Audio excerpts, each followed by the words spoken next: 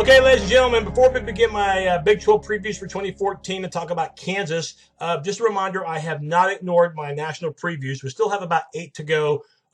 We still have 2 teams from the Big Ten, 1 from the Pac-12, and I still have 2 from the ACC and 3 from the SEC. So we still have 8 teams to go for my national team-by-team previews, but we are going to mix in my Big 12 previews. I want to get that started, and we're going to begin from top to bottom? No. We're going to start from bottom to the top. And at the bottom, in the Big 12, I have finishing 10th. 10 teams. You're not going to believe this. Kansas Jayhawks. Now, you might be saying, how can you pick Kansas? That's cruel, okay? You're always picking on Kansas, all right? Why Kansas? Well, you know me. I, over the years, do my best to give every team I ever evaluate on here a fair, impartial, and honest critique, okay? And that's no exception for today. But why would I pick Kansas dead last? Well, why not, okay? They haven't had a winning season since 2008, I don't believe. And also, too, is the fact that this past year, they're coming off a 3-9 campaign. They were 1-11 the year before that, so only 4 wins in the past 2 years for Charlie Weis. This is the 3rd year of his 5-year contract that pays him $2.5 million per season.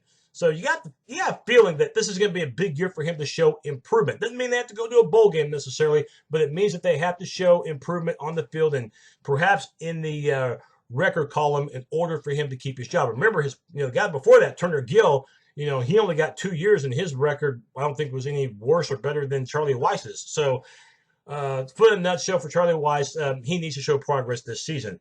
And one addition to that, and we're going to talk about positives and negatives first for Kansas. The positives, you do have Nick Harwell, a transfer. Guy could be Offensive Newcomer of the Year in the Big 12.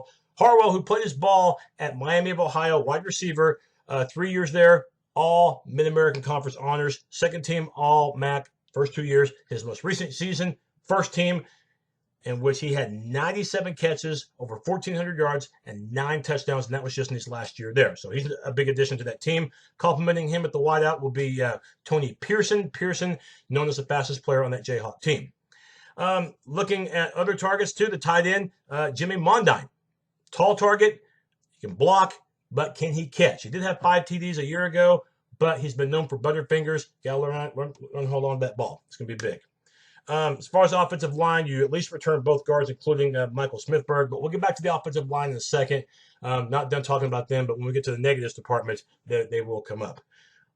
Defensively, talking about positives, Ben Heaney, big-time positive. Second team All Big 12 the last 2 years. This past season, 88 tackles. That's 7 tackles per game. But he's also known for dropping back in pass coverage. He had 3 picks a year ago for Rock Chalk Jayhawk. And on the outside linebacking position, you got Mike Reynolds, probably the sack machine for this team. 7 sacks a year ago, known for his speed.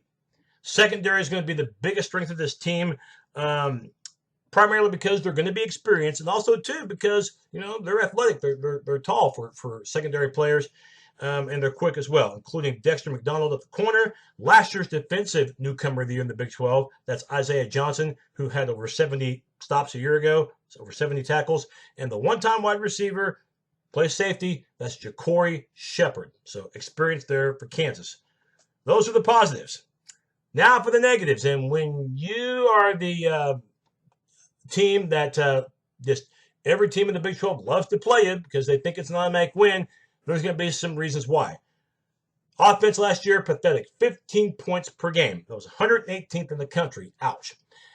Can't really blame that, though, on James Sims, the running back who had over 1,100 yards rushing this past year. In fact, he was pretty much primarily their offense in recent seasons. He's finally run out of eligibility. A guy you thought you were going to have back was Damian Miller in the backfield, but he decided to transfer, I think, like in the last couple of months. So that was a instant sting right there for Kansas and for Charlie Weis's offense. Brandon Bourbon, not to be confused with the Water Boys Bourbon Bowl. You have him back, but he has not played very much during his 3 years there in Lawrence. Only 81 carries in 3 seasons, now entering his senior year. He's had a total of only 422 yards rushing, but again, just hadn't had the opportunities. Last year, he carried the ball 41 times, but now he's going to have to be the headliner in that backfield for Kansas, and we will see how that works out. You'll have a senior there in Taylor Cox. So maybe that will be something, too, that Kansas can rely upon, not just Bourbon, but also Cox. Defensively, yeah, they weren't without faults of their own. 31 points per game is what they allowed. Okay. And when that happens, you have to say, okay, what was maybe a thing they can, shore up on? Well, how about rush defense, which over the years has been flat out dismal. They did give up 190 yards per game on the ground last season. Believe it or not, though, that's not even the most recent worst. In 2011, they gave up well over 210 yards on the ground. So it has improved steadily, but still they're terrible when it comes to trying to stop anybody's run game. Keon Stowers probably doing all that he can at nose tackle. He's considered the anchor of that defensive line. For Kansas, I think one factor that could really work in their favor, how about third down conversion, okay? And when you can only convert on third down 28% of the time, that means you're punting quite a bit, okay? And that means that you're seeing way too much of Trevor Pardola, who last season, yeah, he averaged 44 yards a punt, but he punted 84 times. 84 times, okay? That's an average of 7 punts per game, according to the new math. And when that happens, that means your defense is on the field a lot more than they should be. And I don't care how good your secondary is. I don't care how good Ben Heeney is a linebacker. If you're punting 7 times a game, your defense is on the field way more than they should be, and they will eventually wear down, especially in the third and fourth quarters of games. That's way too much to ask for a Kansas team that has enough problems as it is. The schedule for Kansas, well, let's go ahead and break it down right now. After we talk about Montel Kozart. This is the wild card to me, okay? At quarterback, Montel Kozart, who at least gives Kansas 2 dimensions, okay? Passing as well as running, which with Kansas quarterbacks, we haven't seen much of that in recent seasons. Believe it or not, since Todd Reesing was quarterback there in the late 2000s, back when Kansas was, winning, they've gone through a lot of starting quarterbacks. In fact, they've had 7 different starting QBs over the last 4 seasons, okay? So to say that they can never get settled at quarterback would be an understatement. Kozart at least brings the multi-threat, run the ball, but I think one big reason why Charlie Weiss named him the starter now, even though it costed them Jake Heaps, the backup, who decided to transfer after hearing the news that Kozart was going to be named the starter back in March, is the fact that Kozart at least has all that time from March up until now, and hopefully he's taken advantage of that time to improve that accuracy, to develop, to get in better shape. I think Weiss, he said, I think Weiss said to himself, okay, if we are going to move as an offense, I don't need to make my decision for quarterback in August or the week before the game that we start our season with. We need to make it as early as possible, and that's what he did with Kozart. Has to improve his accuracy. Last year, only 36%. But remember, he didn't play that much last season. He only had 63 passing attempts and completed 23 of them. Schedule for Kansas. The first 3 games are non-conference ones, but one of them is going to be at Duke. Okay, Duke last season, we know what they did. They won the ACC Coastal. Not as many players back for Duke as they would like to have back as far as the starters. They got a lot of players to replace, but it's at Durham for Kansas. It's still going to be a tough game regardless. The other 2 non-conference games sandwiched in between to start the year with Southeast Missouri State. The other one's going to be against Central Michigan. Then you get to host Texas for the Big 12 opener 2 years ago. Should have beat Texas, but they came from behind to win. So Kansas, they've been known to play tough against Texas when Texas has to come to Lawrence, and you get them in your backyard this year. KU does. One disadvantage that Kansas has that a lot of other teams don't have to worry about is the teams in the other major conferences, at least they play in divisions to where they don't have to worry about playing certain teams on a year-by-year basis. They get to dodge certain teams on the schedule that might be a lot better than them. In the Big 12, it's only one division. It's only one conference. It's 10 teams, 9 games. So you have to run the gauntlet. You got to play everybody. You don't get to dodge anybody at all for KU. And guess what? This year, you not only get to play Oklahoma and Baylor and Texas Tech and Kansas State all on the road.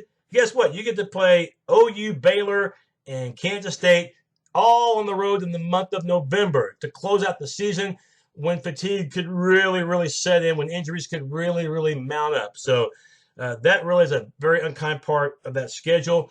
You get 2 more road games out of the Big 12 at Texas Tech, and then the rematch with West Virginia, which last season was your only conference victory.